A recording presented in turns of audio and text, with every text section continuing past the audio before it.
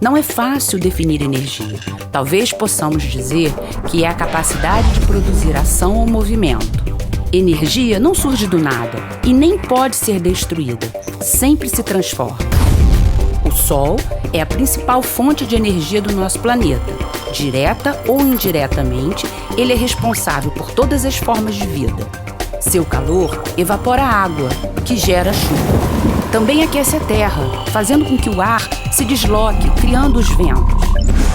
Ele alimenta as plantas por meio da fotossíntese e elas, por sua vez, contribuem para a distribuição de energia e nutrientes na cadeia alimentar. O Sol nos encanta desde o passado remoto e nos instigou a dominar o fogo. Nossos antepassados dependiam do calor e da luz do dia para se aquecer e sobreviver.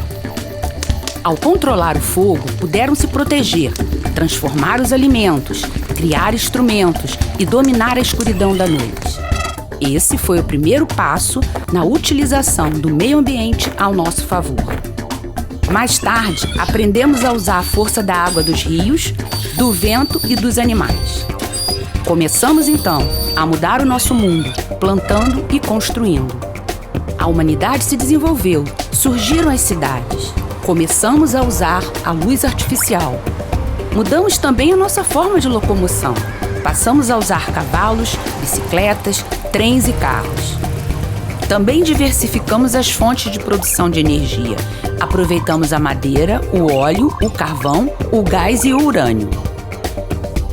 O Sol continua a ser a nossa inspiração para o futuro, motivando pesquisas sobre novas formas de energia, como a fusão nuclear.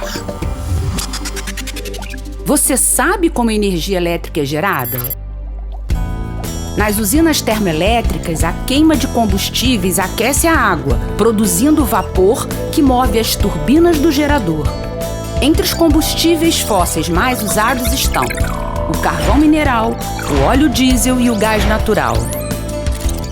Essas fontes de energia são chamadas não renováveis, pois se esgotam na natureza. São muito poluentes, produzem resíduos e gases do efeito estufa e são também de alto custo de produção e alto impacto social. Em muitas partes do mundo, geram até guerras. Como biomassa, usamos aqui no Brasil o bagaço da cana-de-açúcar, que sobra da produção do etanol, que abastece os automóveis. Essa é uma fonte renovável, porém poluente, de baixo custo e com alto impacto social, semelhante ao de toda a cadeia produtiva do açúcar e do álcool. Nas usinas hidrelétricas, é o deslocamento da água que move as turbinas do gerador elétrico. A água é uma fonte renovável, mas a maioria das usinas exige a formação de grandes lagos para garantir o seu funcionamento em períodos de seca. Essa fonte de geração tem baixo custo, mas o alagamento de áreas extensas provoca grande impacto social e ambiental. Durante o dia, podemos aproveitar a energia solar. Painéis fotovoltaicos captam a radiação dos raios do Sol e os transformam em energia elétrica. Esta é uma fonte renovável, embora inconstante, não poluente, com alto custo de produção na fabricação dos painéis e com baixo impacto social. Por ser intermitente, a energia que vem do Sol precisa ser complementada pela de usinas térmicas. Também aproveitamos a força dos ventos. O deslocamento de ar move as pás dos aerogeradores que transformam o movimento em energia elétrica. Como a solar, esta é uma fonte renovável, mas exige grandes áreas livres. A produção tem altos custos e causa impacto social e ambiental, pois a poluição sonora torna as regiões próximas inabitáveis. Por ser intermitente, a energia gerada pelos parques eólicos também precisa ser complementada. Para entender a energia nuclear, precisamos antes falar do átomo, a unidade fundamental da matéria. Os átomos são compostos por 3 tipos de partículas: as de carga positiva, os prótons, as de carga negativa, os elétrons, e as de carga neutra, os nêutrons. A energia nuclear é a força obtida pela quebra do núcleo atômico. Esse processo é conhecido como fissão nuclear. Essa energia tem várias aplicações: na medicina, na indústria, na agricultura, na arqueologia e na geração de eletricidade. Para gerar energia elétrica, usamos o urânio como combustível. Veja como funciona. O minério é retirado da terra e o urânio é separado de outros materiais, formando o chamado yellow cake. Esse material é convertido para o estado gasoso. Como apenas uma pequena parte dele serve para produzir energia, temos que aumentar sua concentração no combustível nuclear. Na natureza, o urânio-235 é encontrado a 0,7%. Para gerar energia elétrica, sua concentração deve estar entre 3,5% e 5%. Para uso na medicina, 20%. Para construir uma bomba atômica, hoje se enriquece urânio a mais de 90%. Depois de enriquecido, o gás é reconvertido em pó para a fabricação de pastilhas. Elas são colocadas dentro de varetas de aço que são organizadas em feixes. Reunidas numa estrutura de mais de 5 metros de altura, as varetas formam o elemento combustível. Para gerar eletricidade, provocamos a fissão do núcleo dos átomos de urânio que ficam dentro dessa estrutura. O calor gerado aquece a água e forma o vapor que move as turbinas, que, por sua vez, acionam o gerador elétrico. Uma pastilha que contém 0,04 grama de urânio-235 gera a mesma quantidade de eletricidade que 22 caminhões-tanque de óleo diesel.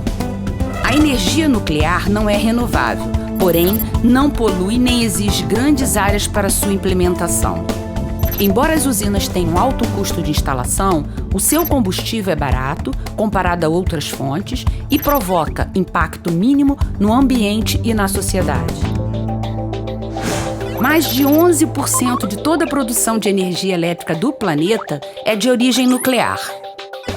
Cerca de 450 usinas nucleares estão em operação em todo o mundo, incluindo as brasileiras, em Angra dos Reis. No nosso país, as usinas hidrelétricas sempre foram as principais geradoras de energia elétrica.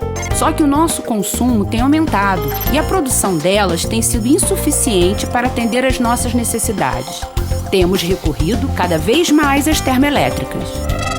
Enquanto as hidrelétricas são afetadas pelas secas, os parques eólicos dependem dos ventos e os painéis solares só funcionam durante o dia, as usinas termoelétricas trabalham sem parar, garantindo que não falte luz nas nossas casas. Entre as termoelétricas, as usinas nucleares têm ainda a vantagem de não poluir o meio ambiente e ter custo menor que as demais. Hoje, elas já têm participação em torno de 3% na produção nacional, o que equivale a 1/3 do consumo do estado do Rio de Janeiro.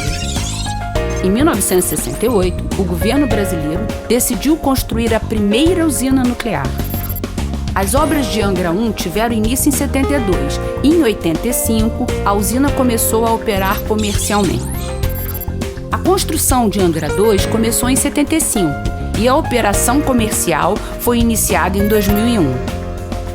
Depois do período de preparo do terreno, na década de 80, as obras de Angra 3 começaram em 2010. Nossa central nuclear foi batizada em homenagem ao almirante Álvaro Alberto, cientista pioneiro na pesquisa sobre o uso da energia nuclear no Brasil.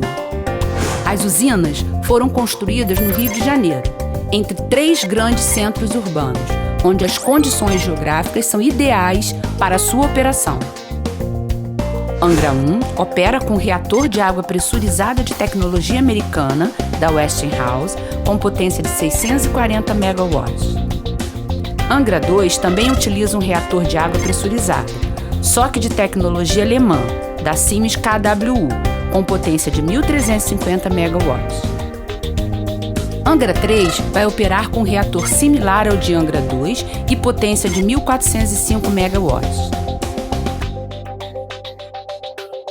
O funcionamento das usinas é fiscalizado por órgãos reguladores, como a Comissão Nacional de Energia Nuclear e o IBAMA. Dentro delas, sistemas de proteção redundantes garantem a segurança em todas as circunstâncias. Os trabalhadores passam por um treinamento rigoroso e avaliações médicas periódicas.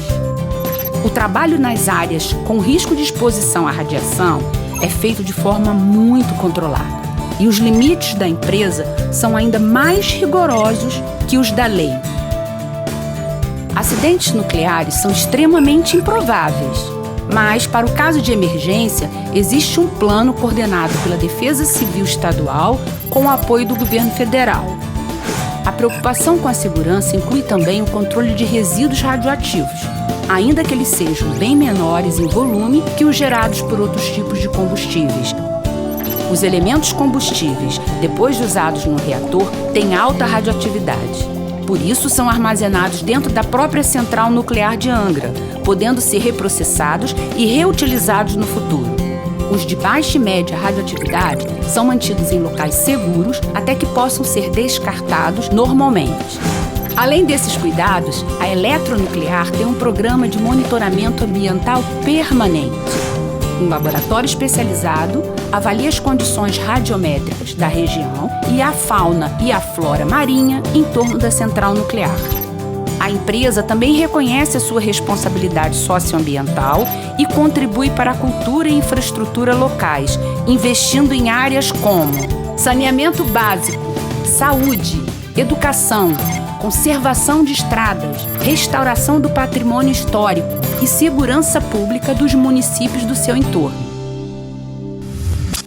Partindo do fogo que iluminou as cavernas do passado, nosso conhecimento sobre energia transformou o planeta.